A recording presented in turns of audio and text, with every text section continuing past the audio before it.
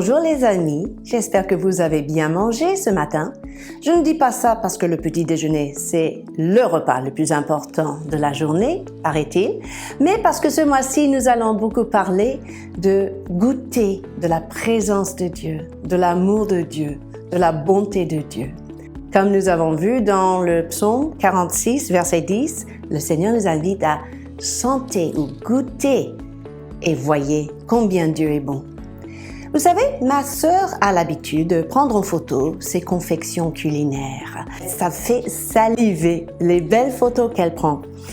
Franchement, parce que nous aimons les mêmes ingrédients, les mêmes plats à base de plantes, elle m'envoie toutes ces photos et j'ai envie de goûter ce qu'elle a préparé. Le problème avec une photo, c'est que oui, c'est bien joli à voir, mais si je ne procure pas pour moi-même la recette et si je ne prépare pas moi-même le repas, je ne peux jamais goûter d'une photo. Sauf si un jour on invente cette technologie pour transmettre les goûts. Mais si j'utilise ça comme exemple, c'est parce que ça me fait penser à notre témoignage.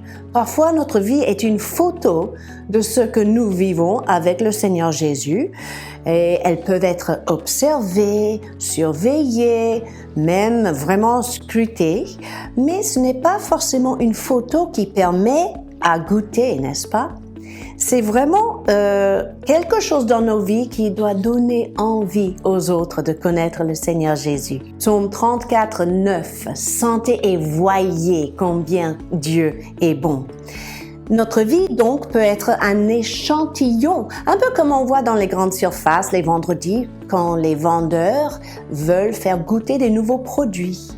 Nous pourrons également faire goûter à notre entourage la bonté et la réalité de notre Dieu.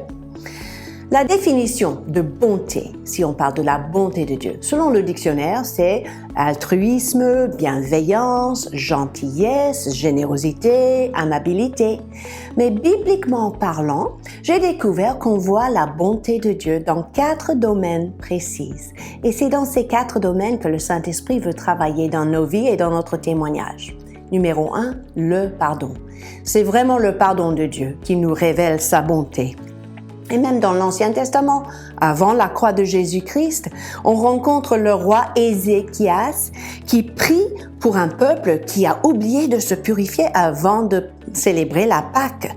Et sa prière disait « Veuille l'Éternel qui est si bon, pardonner à tous ceux qui ont oublié de se sanctifier. » L'Éternel exauça la prière d'Ézéchias parce qu'il voulait justement révéler sa bonté pour un peuple qui n'était pas forcément fidèle. Deuxième chose qui révèle la bonté de Dieu, c'est sa compassion.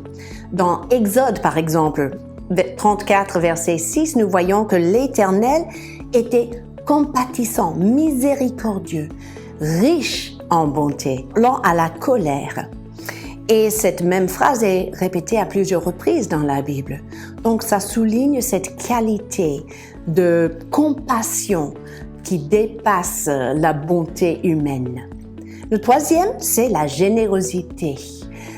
Tout comme Dieu s'est montré généreux envers nous, nos vies peuvent démontrer sa générosité quand nous sommes généreux avec notre temps, notre écoute, notre encouragement, notre amour, et même dans nos finances. Et le 4e point qui montre la bonté de Dieu, c'est la bienveillance.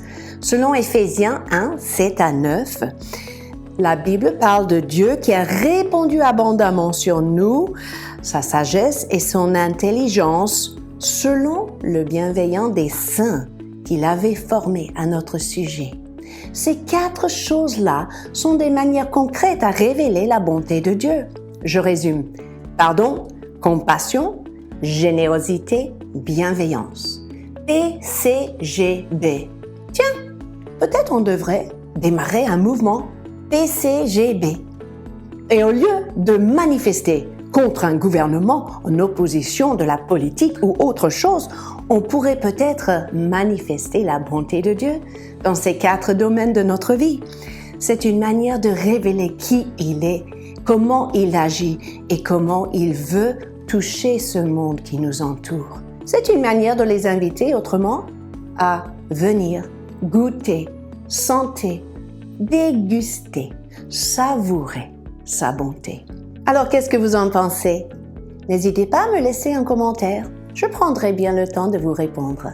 À la semaine prochaine.